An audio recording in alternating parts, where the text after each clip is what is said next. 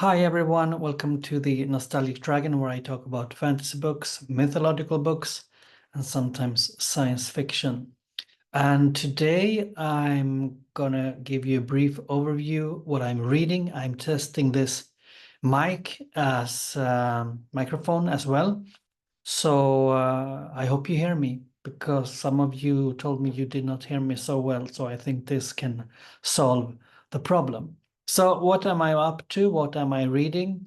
I have a pile of books here. I actually received a book from Broken Binding, The Jade City by Fonda Lee. It looks like this. It's very nice, I would say. And if you open it, it looks like this with maps. I haven't read this book. I'm curious on it. Have you read it? Jade City, Fonda Lee. I'm going to read it. So please tell me if it's worth doing that. I'm reading Midnighttis Reread. Many of you know that. Rereads are valuable because you can read so much slower and you understand a lot, and it's very immersive, especially such a rich lore, world with a rich lore like Malasan. I think that's great. So I'm taking my time. I'm almost 80% through the book, and yeah, I'm enjoying this a lot. And I think Steven Erickson, he gives you this very emotional reading journey, and there's a lot to think about when it comes to how society is structured, and what motivations people have to maybe help each other or not help each other. So I really like the reread of the Malasa Book of the Fallen, so I'm continuing to do that. In the same vein, I'm reading also Malasan author Ian C. Eslamont, The Crimson Guard. Very interesting so far. I'm going to interview Ian C. Esselmont the 9th of September, so don't miss that. I've read Night of Knives before, and I've reviewed the book here on the channel. And this is so far been very surprising. Maybe I thought A Night of Knives was a kind of slow start by Ian C. Esselmont in the Malasan world, but this book I really feels much more, you could say, Malasan, with many point of view characters. There's a lot of lore in this, and there's a lot of history. It spans over many, I suppose, hundreds of years at least, and there are many characters that come in two, in pairs of two, also in this book. So, and I like that combination, having two characters as a, you can say, point of view characters. I'm continuing in the Grace of Kings, Ken Liu. So I'm looking forward to tell you what I think about this book during this month. I think Ken Liu and Grace of Kings, it's very fable-esque, fable-like, kind of short story, short story style of writing that he has, and I think there's a lot of wisdom in all these short stories. So far, I don't think he zooms into the character so much as we do in other books, for example, in Malasan, or maybe in also Rukio's books, which I will talk about very soon. This is more on so far on a structural level, like how people rule, why they are brutal, for example. How does it happen? Why does it happen?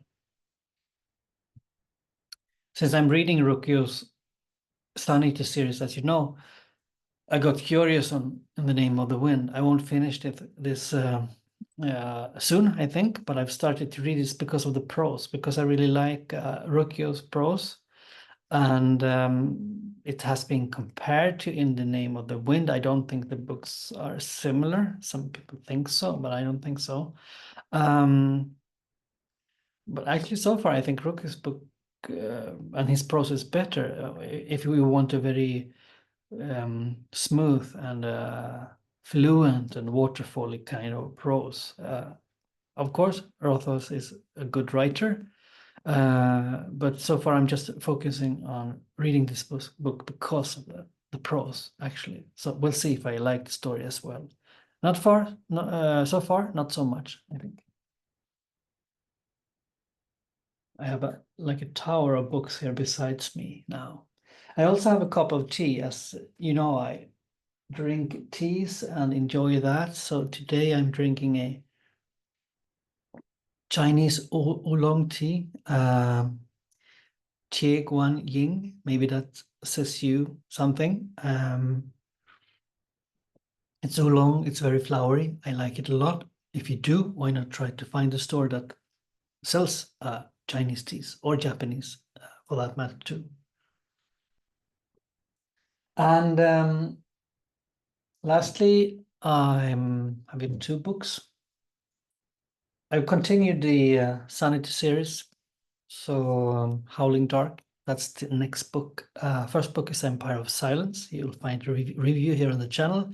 You'll also find an interview with Christoph Rucchio here on the channel. So please check that out if you haven't done that.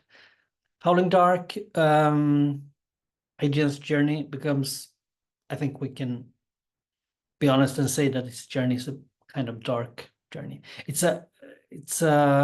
He is the point of view character. This book is not like Malazan, where you have many point of view characters and you have tons of lores, etc. This focuses only on Hadrian Marlowe, more or less, I would say.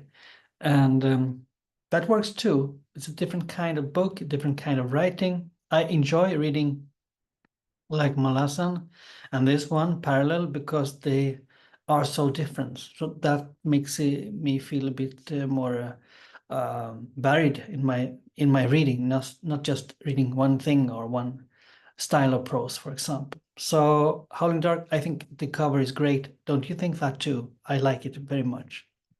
And further, I have this book. It came to me this weekend.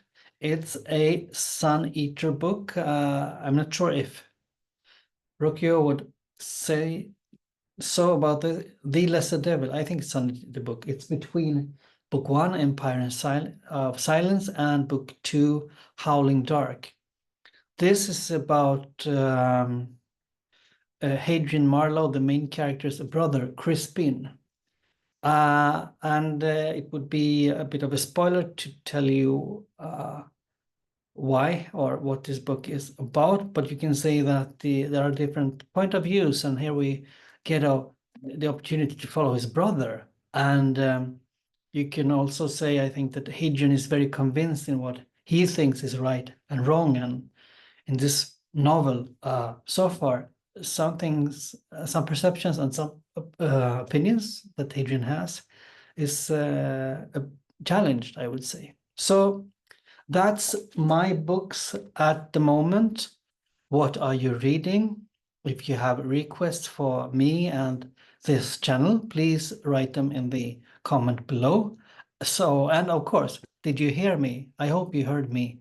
And I would like to hear more from you. Happy for every one of you who comment, give comments. I'm happy for that. If you want to do it even more, and if you are a new person here and want to give me a comment or ask me something, just do that. And I'll see you soon. Thank you very much. Bye.